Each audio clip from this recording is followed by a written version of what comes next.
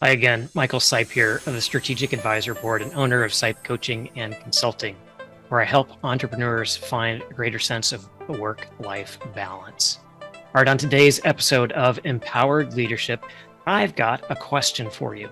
What do you think authenticity has to do with physiology? Well, interestingly enough, there was a TEDx talk that talked about how our authenticity affects our physiology.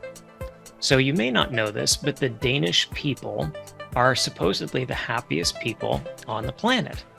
Well, that got a Danish researcher by the name of Mette Boll to do some research on the Danish people to find out a little bit more about them. So she did some research as a biologist and came to the conclusion that they are actually happy for one reason.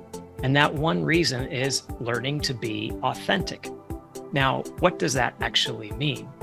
Well, she looked at people and how they dealt with customers, for example. So if you're a business owner and you have employees, well, we sometimes give them training on how to interact with our employees. But it's because we tend to show them that, hey, you need to be having a positive attitude, or you need to show a positive face all the time, then it robs people of the opportunity to be authentic. So what this gal found out in the research was that there were basically three types of customers. The customers that were tough to deal with, they were crabby, they were mean, then the neutral kind of customer, and then of course a happier, positive kind of customer. And so what happens is when the employees were given the opportunity to be authentic, then they didn't try to put on a happy face when they had that negative customer. But if they did, there was an adverse effect physiologically on the body. So basically, they were trying to internalize and deal with somebody who wasn't being nice to them, but they were putting on a happy face. And so it was going against their normal type of response. And so what that did is physiologically put a lot of stress and strain on them. So when people are actually more authentic, they actually were happier in their life. Now, if we think about that from a business owner perspective, we might actually say to our employees, hey, the customer is always right. Or we might say, hey, management is always right. Well, that isn't always the case because people lose the opportunity to be authentic. It's not saying that they need to be mean back to other people, but allow them to deal with that and give them some tools. So what are those tools that they can use to be a little more authentic?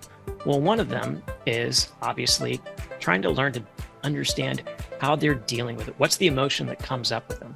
In my work with businesses, I always talk about energy leadership. And so knowing about our thoughts and emotions in various situations is pretty important, which leads to the next part.